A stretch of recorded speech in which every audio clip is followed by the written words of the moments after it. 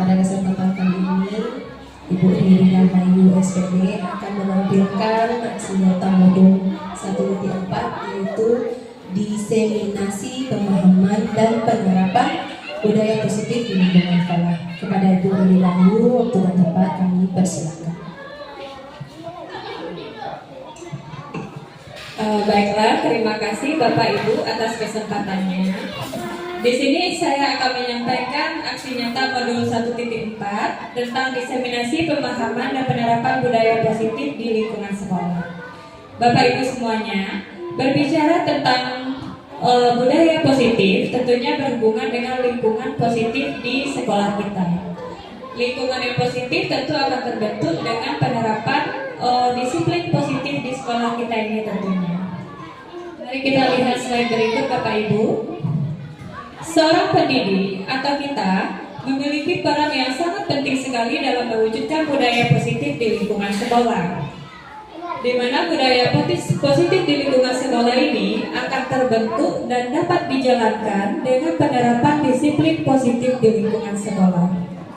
Disiplin positif adalah bagaimana kita dapat memahami motivasi perilaku manusia yang berkaitan dengan hukuman dan penghargaan, memahami penerapan keyakinan kelas dan keyakinan sekolah, memahami kebutuhan dasar manusia, serta memahami posisi kontrol seorang pendidik dalam penyelesaian masalah, serta penerapan segitiga restitusi dalam penyelesaian masalah terkait disiplin positif.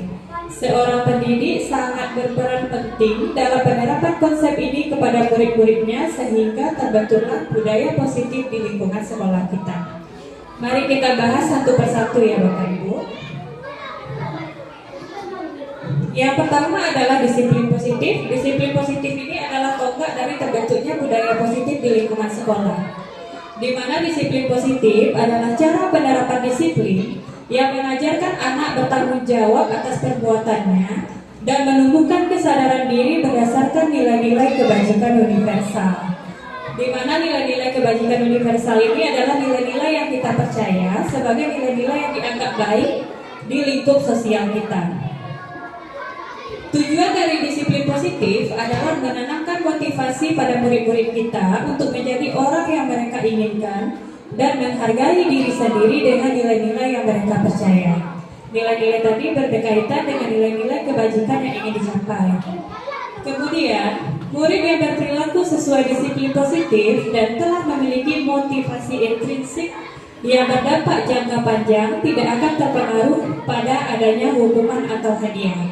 Untuk menciptakan murid yang merdeka, syarat utamanya adalah harus ada disiplin yang kuat. Disiplin yang dimaksud adalah disiplin diri yang memiliki motivasi internal. Bagaimana membentuk motivasi internal di dalam diri murid? Mari kita pahami melalui slide berikut. Manusia berperilaku tentunya memiliki motivasi yang ada dalam dirinya masing-masing. Motivasi perilaku manusia maupun kita maupun anak didik kita tentunya ada dua, yaitu motivasi yang berasal dari luar atau eksternal dan motivasi yang berasal dari dirinya sendiri atau motivasi internal. Mari kita lihat yang pertama. Motivasi perilaku manusia pada dasarnya yang pertama yaitu untuk menghindari ketidaknyamanan atau hukuman. Ibaratnya di sini, anak melakukan sesuatu, anak mengikuti aturan, anak berdisiplin, tetapi karena dia menghindari ketidaknyamanan atau menghindari hukuman yang diberikan. Kemudian yang kedua, anak berperilaku untuk mendapatkan imbalan atau penghargaan dari orang lain. Kalau kita kaitkan di sekolah, berarti anak berperilaku untuk mendapatkan penghargaan atau imbalan dari gurunya, maupun dari orang tuanya, bisa juga penghargaan atau imbalan dari rekan-rekannya atau teman-teman sebayanya. Selanjutnya yang ketiga, ada motivasi perilaku manusia untuk menjadi orang yang mereka inginkan dan menghargai diri sendiri dengan nilai-nilai yang mereka percayai sebagai suatu keyakinan. Kira-kira Bapak Ibu, dari motivasi yang ada, motivasi yang selama ini ditunjukkan oleh anak kita itu cenderungnya yang mana? Kira-kira motivasi anak kita itu rata-rata nomor 1 dan 2. Kalau dia tidak menghindari hukuman, maka dia ingin mendapatkan imbalan atau penghargaan dari orang lain, bisa jadi dari gurunya, orang tuanya, maupun teman-temannya. Tetapi sebenarnya motivasi yang kita harapkan itu adalah motivasi yang berasal dari diri anak itu sendiri. Ibaratnya mereka berperilaku disiplin, tetapi berasal dari nilai-nilai yang mereka percaya. Nah, di sini Bapak Ibu, selama ini kita di sekolah itu kan sering menerapkan yang namanya hukuman. Misal, kalau seandainya anak kita berperilaku tidak sesuai dengan aturan atau anak kita tidak menjalankan disiplin, maka rata-rata kita akan memberikan hukuman agar menimbulkan efek jera bagi anak. Ternyata pemberian hukuman ini tanpa kita sadari memberikan dampak yang sangat besar bagi anak. Dapat dilihat di layar. Yang pertama adalah hukuman itu dapat menyakiti anak secara fisik maupun psikis anak.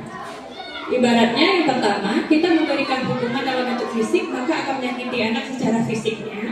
Kemudian terkadang kita memberikan hukuman dalam bentuk perkataan atau sesuatu yang tidak baik, maka akan mampu menyakiti anak secara psikis atau mentalnya.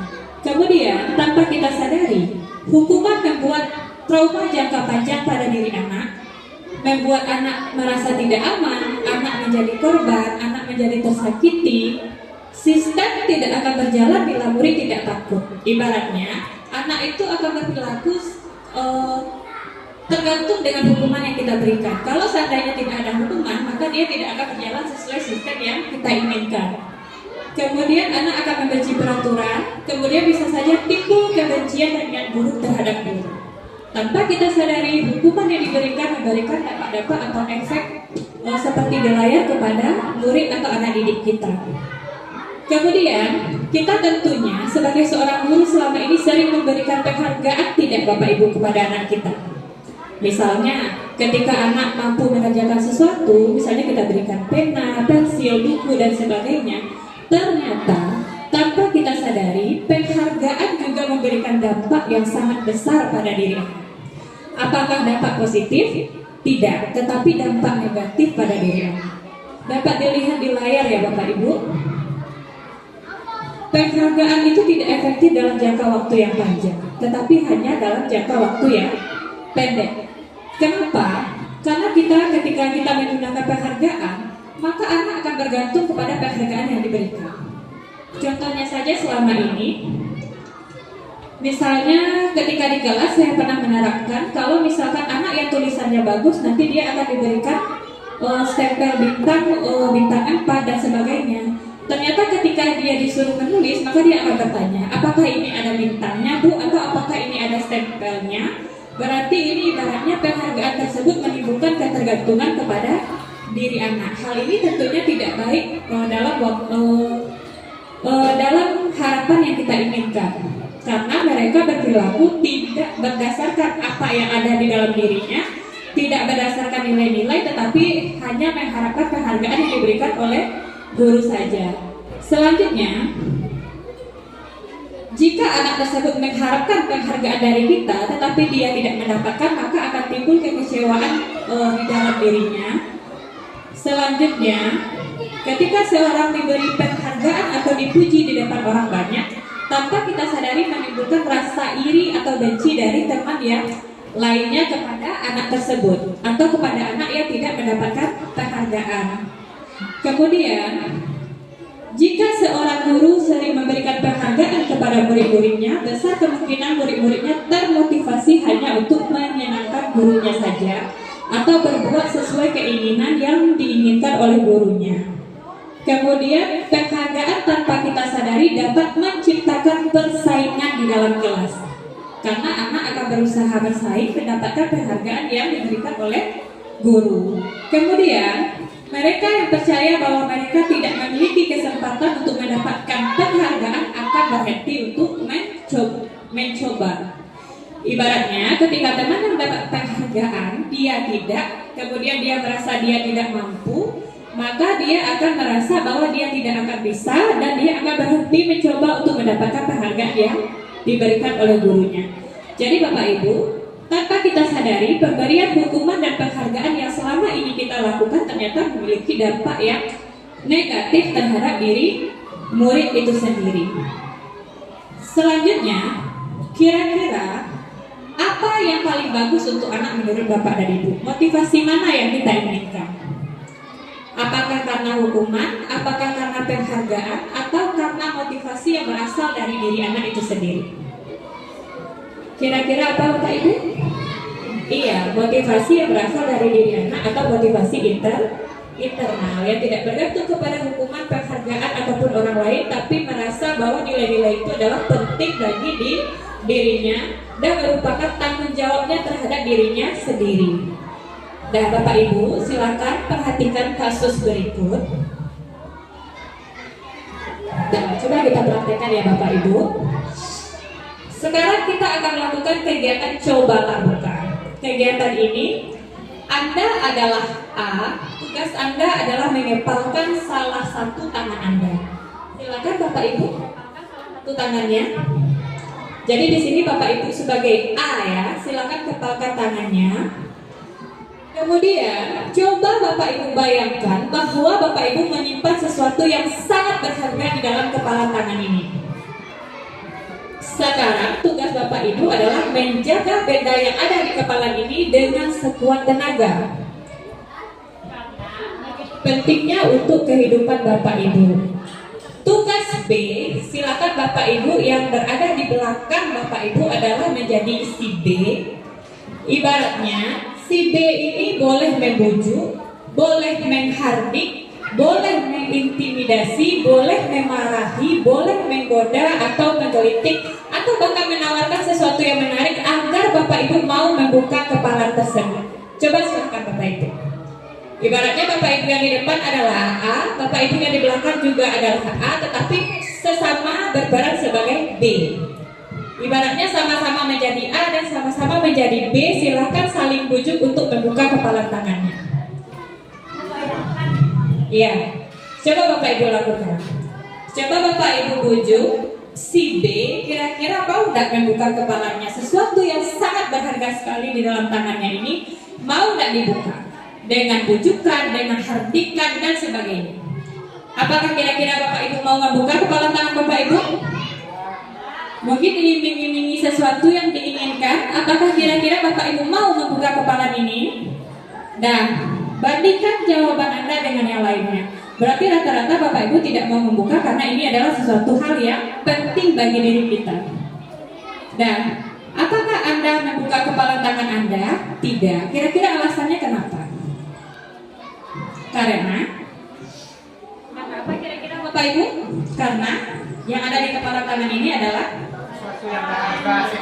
sesuatu yang sangat berharga dari diri kita. Kemudian dalam kegiatan ini sesungguhnya siapa yang memegang kendali atau kontrol untuk membuka dan menutup kepala tangan? Diri kita sendiri. Begitu pula dengan anak didik kita.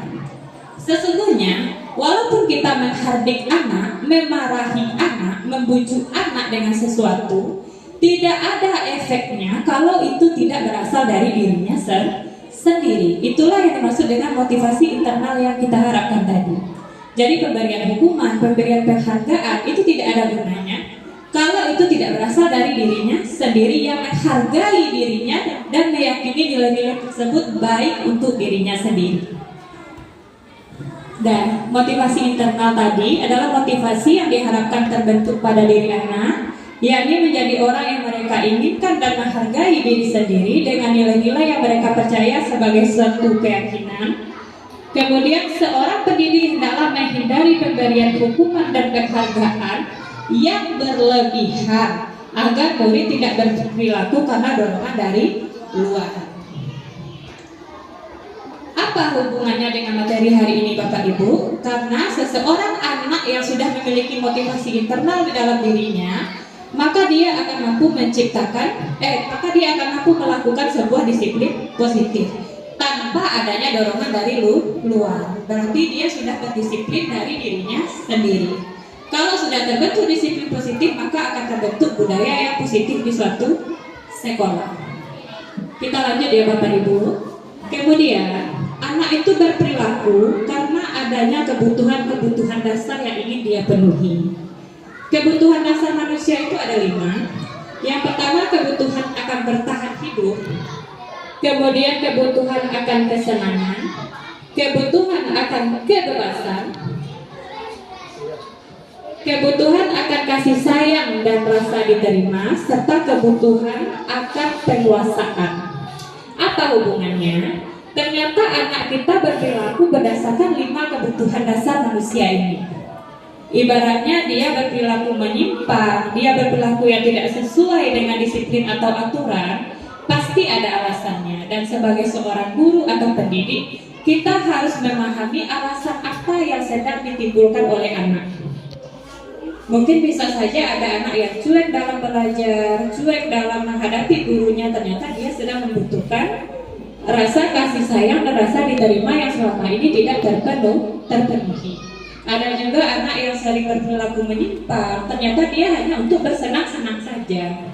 Atau ada anak yang merasa dirinya memiliki power yang lebih dari temannya, ternyata dia ingin memenuhi kebutuhan akan penguasaan. Jadi sebagai seorang guru, kita harus mampu memilah kebutuhan mana yang sedang ditunjukkan oleh anak kita, agar mampu memecahkan kasus atau masalah-masalah yang sedang terjadi. Kemudian di sini ada restitusi 5 posisi kontrol guru dalam menyelesaikan masalah-masalah yang berhubungan dengan anak. Yang pertama, di tingkat yang paling rendah adalah seorang penghukum, di mana guru akan memberikan hukuman kepada anak didiknya. Tadi sudah dijelaskan bahwa hukuman ternyata memiliki dampak yang sangat besar sekali terhadap diri anak. Yang kedua adalah pembuat rasa bersalah, di mana seorang pendidik menimbulkan rasa bersalah di dalam diri anak karena dia sudah berperilaku yang tidak sesuai. Kemudian yang ketiga sebagai teman, yang keempat sebagai pemantau, dan yang kelima, maaf Bapak Ibu, itu ada kesalahan. Yang kelima sebagai seorang manajer. Mari kita lihat video berikut, silahkan didengar dan diperhatikan baik-baik ya Bapak Ibu. Apa perbedaannya sebagai seorang penghukum, pembuat rasa bersalah, sebagai teman, sebagai pemantau, maupun sebagai manajer dalam penyelesaian kasus anak.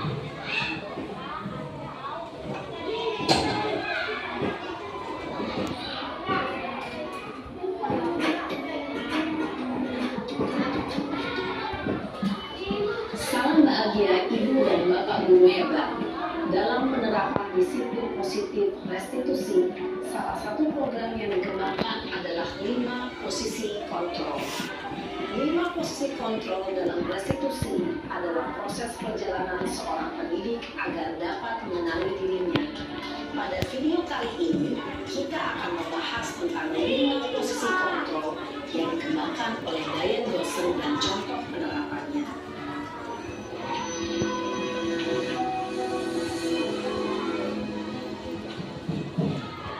5 posisi kontrol itu adalah 1. Posisi penghukum, 2. Posisi pembuat merasa bersalah, 3. Posisi teman, 4. Posisi pemantau atau monitor, dan 5. Posisi manajer. Untuk lebih memahami kelima posisi tersebut, mari kita saksikan kasus Naren yang terlambat hadir 20 menit di sekolah dan melihat bagaimana kelima posisi kontrol dalam menghadapi masalah tersebut.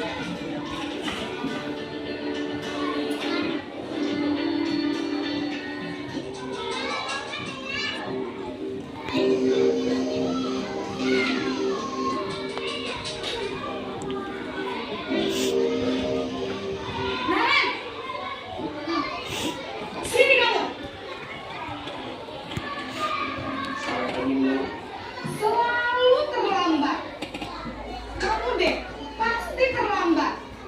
Maaf Bu, saya Apa coba? Alasan kamu apa lagi?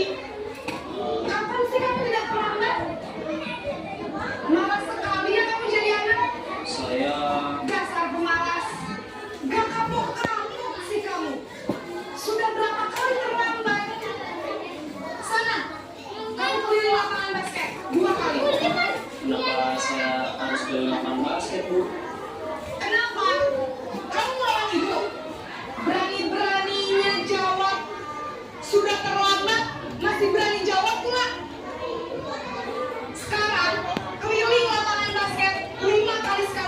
biar kapok. Cepat, pergi sana ke lapangan basket. Posisi penghukum biasanya berbicara dengan nada tinggi, menghardik, menunjuk-nunjuk, menyakiti, dan menyindir. Hukuman bisa berupa fisik maupun psikis. Ibu dan bapak guru hebat, dampak yang terjadi pada murid ketika guru berada pada posisi penghukum adalah murid cenderung akan memberontak, bahkan menyimpan dendam.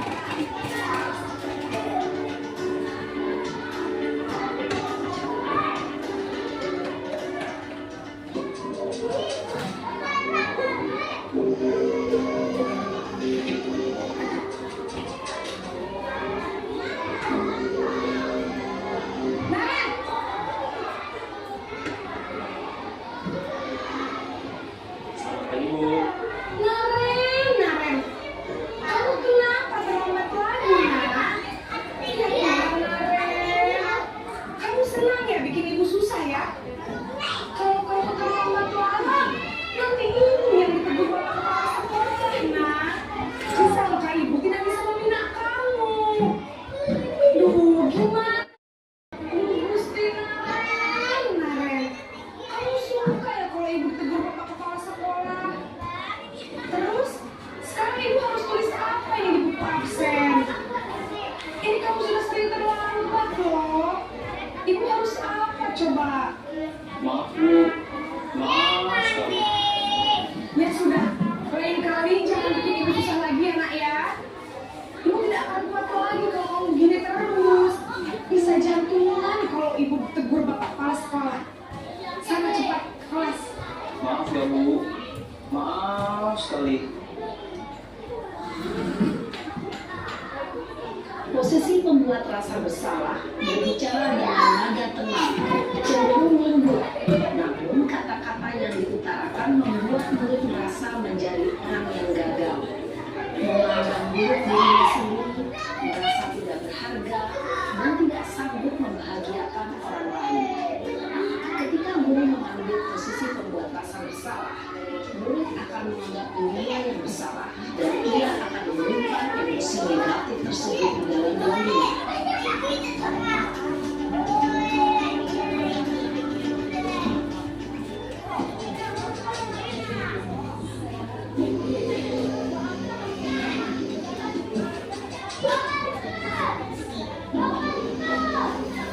Naren,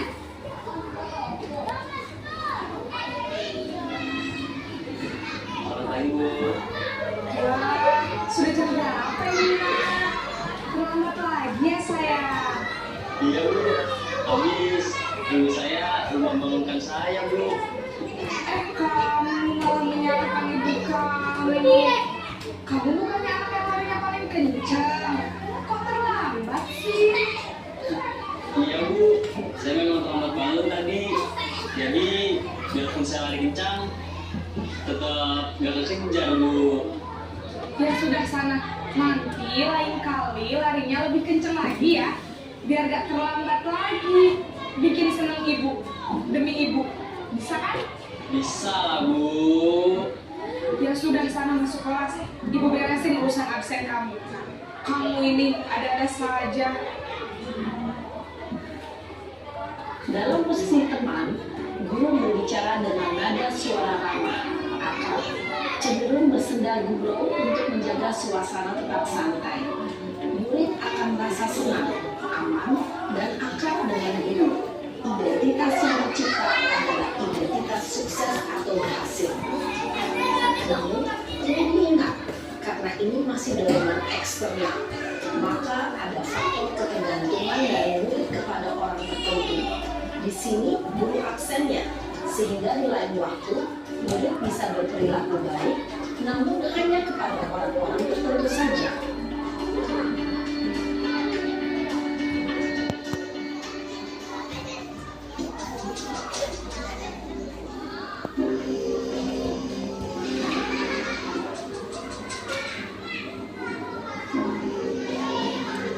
Naren!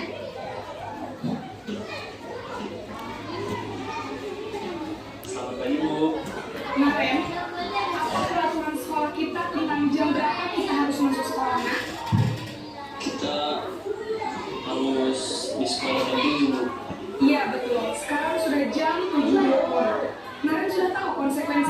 terlambat hadir. Paham Bu, saya harus tinggal kelas pas jam istirahat selama 20 menit. Iya benar, konsekuensinya demikian. Jadi nanti jam 9.30 pas istirahat, kamu harus tinggal di kelas, kerjakan tugas tambahan untuk ketertinggalan kamu, ya. Baik Bu. Posisi pemantau mengandalkan penghitungan atau data untuk mengontrol murid. Guru mengarahkan murid berdasarkan peraturan dan konsekuensi. Seorang pemantau menunjukkan bahasa tubuh dan ekspresi wajah yang datar dan cenderung formal.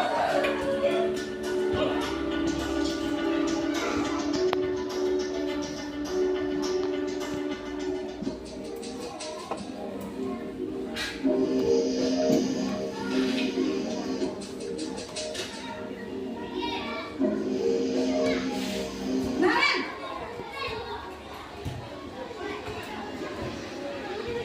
Selamat pagi Bu. selamat pagi Naren. Maaf Bu, saya terlambat. Iya, sekolah masuknya jam 7, sekarang sudah jam 7.20. Jadi sekarang bagaimana nih Naren? Maaf Bu, saya lupa alarm saya semalam. Baiklah, menurut kamu, keyakinan sekolah yang mana yang perlu kamu tingkatkan? Menghargai diri sendiri dan orang lain mungkin ya Bu. Setuju. Jadi, apakah Naren meyakini prinsip saling menghormati tersebut? Iya Bu, saya meyakininya. Apakah Naren bersedia memperbaiki masalah keterlambatan ini? Bersedia Bu. Bagaimana kamu akan perbaiki masalah keterlambatan ini? Saya akan coba untuk tidak lupa menyetel alarm saya Bu. Baik, kalau Naren lupa menyetel alarm di rumah, ada orang yang kira-kira bisa bantu mengingatkan tidak? Ada Bu, kata saya, Kak Emma. Ada lagi selain Kak Emma? Selain Kak Emma, ada ibu saya. Baik, jadi yang mengingatkan Naren adalah Kak Emma dan ibu kamu ya? Kira-kira akan mulai setel alarm kapan nih Naren? Setelah pulang sekolah, akan segera saya lakukan. Baik, jadi Naren akan setel alarm untuk bangun besok pagi dan akan diingatkan oleh kakak dan ibunda Naren ya. Ada lagi yang mungkin perlu dilakukan Naren agar tidak terlambat bangun lagi. Tidak ada Bu. Baik Naren, terima kasih untuk kerjasama kamu. Sekarang kamu perlu kembali ke kelas untuk belajar. Baik Bu, terima kasih. Posisi manajer adalah posisi kontrol yang disarankan untuk membimbing murid memiliki sikap disiplin yang positif, yaitu murid yang mandiri, bertanggung jawab, dan dapat memecahkan masalah. Tujuan dari posisi ini adalah agar murid dapat berefleksi atas tindakannya. Guru akan dengan tulus memberikan pertanyaan-pertanyaan bermakna, sehingga membuat murid dapat belajar dari kesalahannya dan mencari sebuah solusi untuk menyelesaikannya. Ibu dan Bapak guru hebat, setelah mengamati adegan kelima posisi kontrol tadi, kira-kira posisi mana yang paling ideal?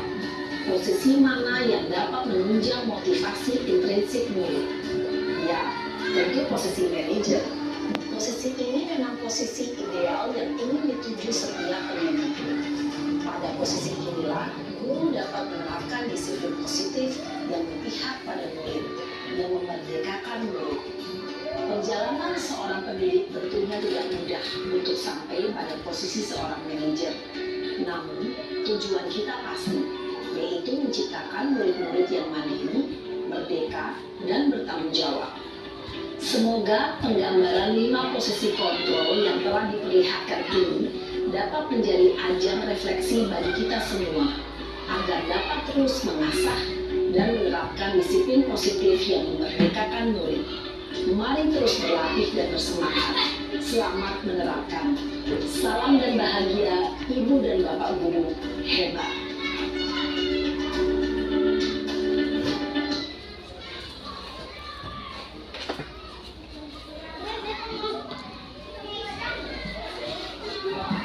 Dan Bapak Ibu, sudah terlihat tadi cuplikan video tentang 5 posisi kontrol dengan contohnya masing-masing ya. Dan tanpa kita sadari, selama ini kita sudah menerapkan Mungkin bisa saja kita sudah menempatkan diri sebagai seorang penghukum, bisa menempatkan diri sebagai pembuat rasa bersalah, teman atau pemantau bagi anak kita.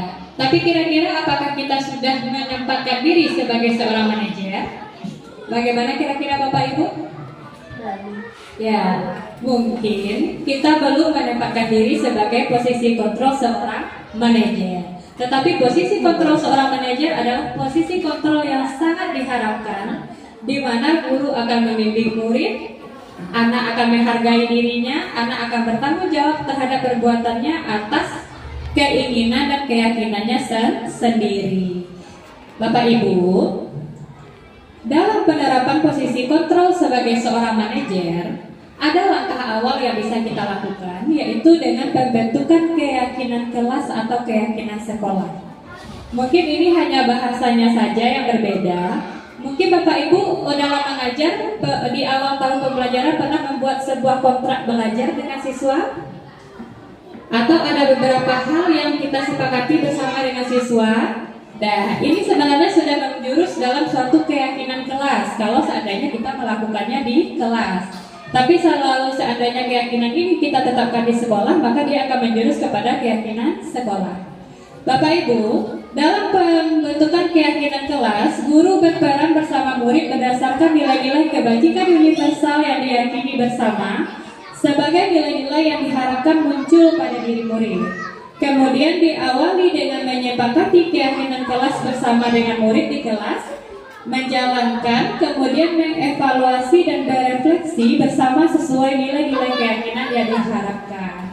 Bapak Ibu, ini adalah contoh dokumentasi kegiatan penerapan keyakinan kelas yang sudah saya terapkan di kelas 5.